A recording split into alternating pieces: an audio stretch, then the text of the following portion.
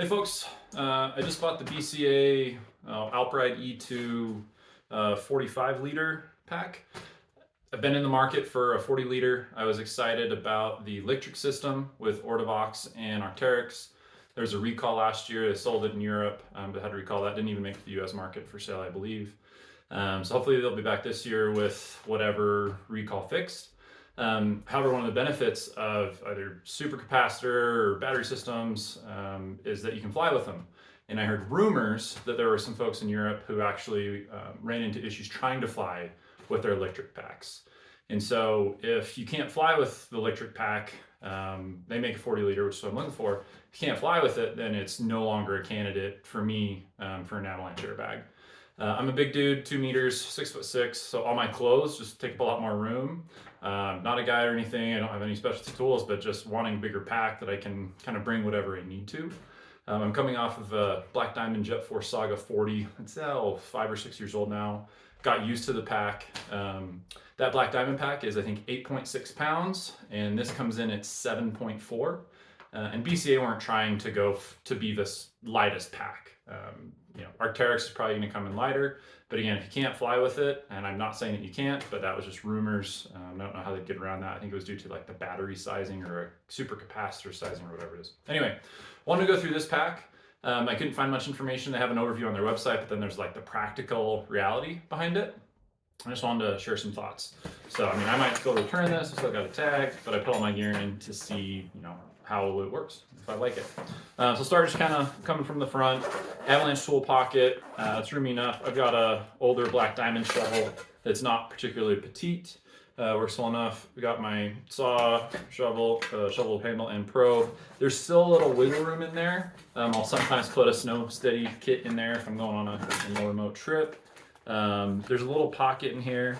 Previously, I used to keep my TSA Black Diamond Jet Force little paperwork in there, just in case I ever needed to hand it to TSA. Put some keys in there. I'm not sure what else. Nice thing about this is it's all self-contained in the front. Your helmet carry comes down out of this guy, and you've got a loop here and a loop here, so that helmet carry is never going to get in the way of your tool pocket. If you got some ice axes, your handles are kind of coming up to the next to it, so some ice axes might get in the way, or one you could offset a little bit. Probably not too big of a deal. You've got some buckles here. It's going to help with your ice axe retention, and a snowboard carry. It's not part of the ski carry, depending.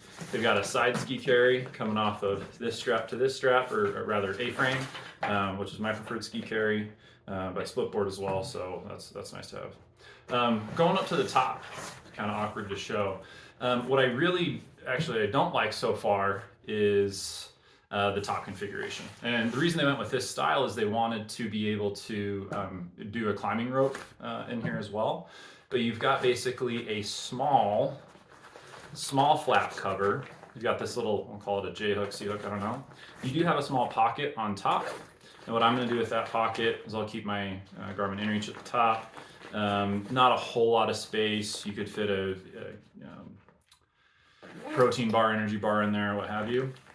And the reason I say that I don't particularly like this, so if you're folded over on this pack and you're cruising, it's a snowy day and you get some snow hanging out in here, you're going to get snow that pools, that becomes liquid, and unless you're really overfilled, you're going to get water pooling into the bottom of this, or rather you could. So that's one reason that I'm not a big fan. The second is I've just never had a drawstring bag that I liked.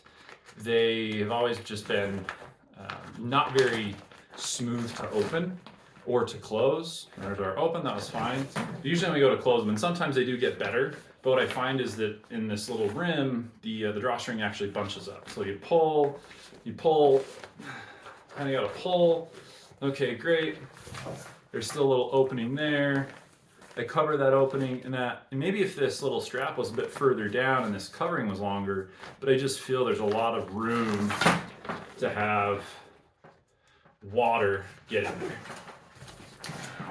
there. Doesn't come over that far. Anyway, and I want to add more stuff to it so that it was a bit more pronounced, because otherwise this bag is just kind of crinkle down in and the water's going to drain into the pack on a snowy day. All right, that's one item. Also, while I'm at the top, one thing I'm going to point out, and I just don't know, They have this buckle at the top. So we've got you've got a lot of places to add attachments. So this is another buckle that is just threaded here normally. I don't know why it was left here. It might just be a spare buckle. I don't know how it would attach, to what purpose it would serve to just go across the back right here and then come down and wrap around. Again, it might just be extra. Another weird thing about the pack is it's got a few different compartment options. So you've got this big S opening, and I try to pack this realistically. So there's my hard boot split board bindings, and then you do have this little pocket in here that's got some safety information and how-to information.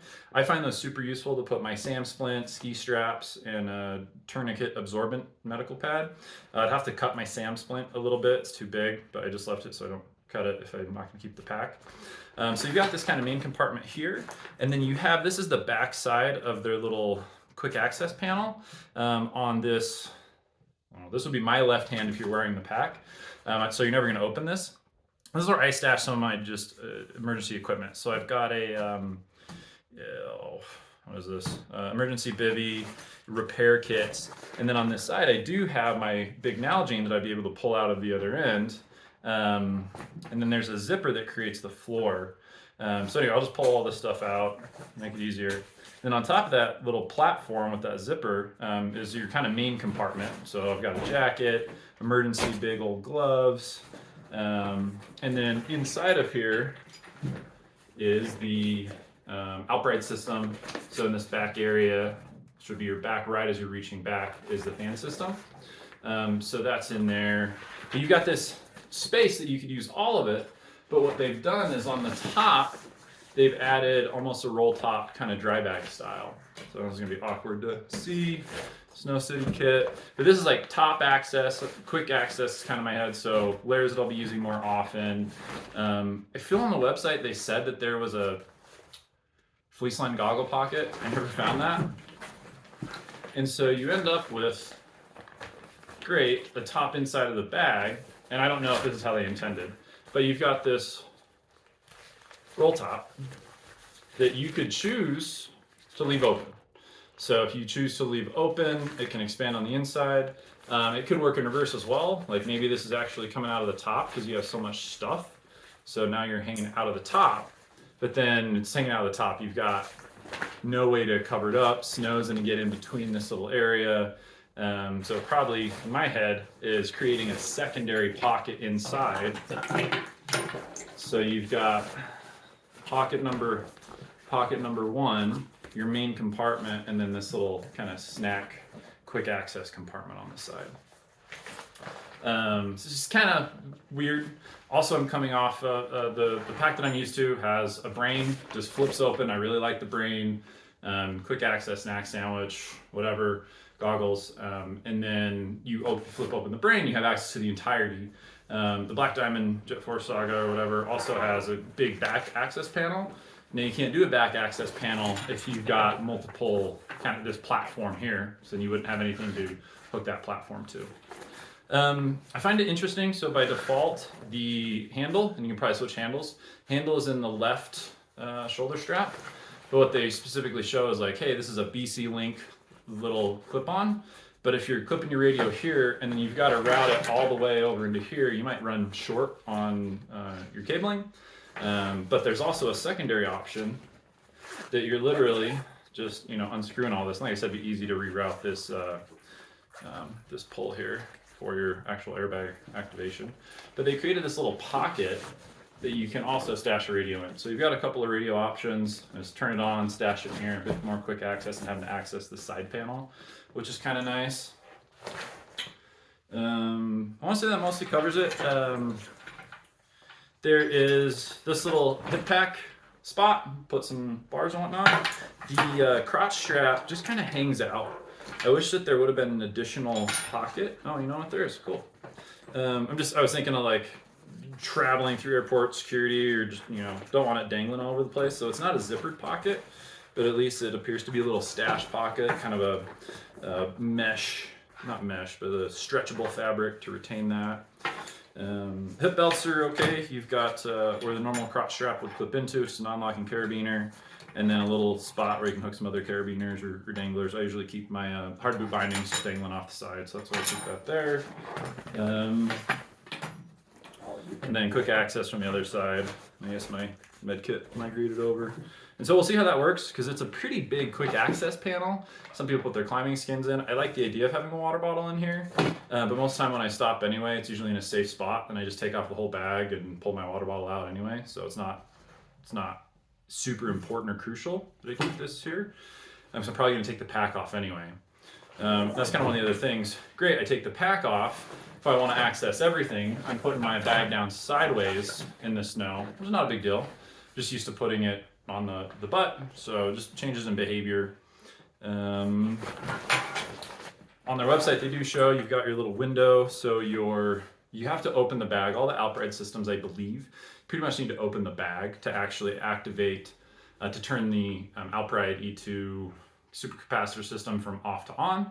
But then here you should have that slow blinking green light that you can see, hey, is it on? Am I ready to roll or not? I mean, well built, $1,400. Not too much lighter than my Jet Force. It's just older. I wanted a lighter pack. I don't know that this fits the bill. A couple of weird things, so I'll play with it and see if I'm gonna keep it or not. Hopefully this is helpful. If you have any questions, I'm happy to take some photos, look around the bag, and help out however I can.